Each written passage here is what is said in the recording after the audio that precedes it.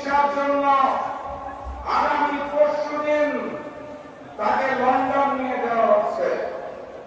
আমরা দেশনেত্রী বেগম খালেদা জিয়ার সুস্থতা কামনা করি এবং দোয়া করি।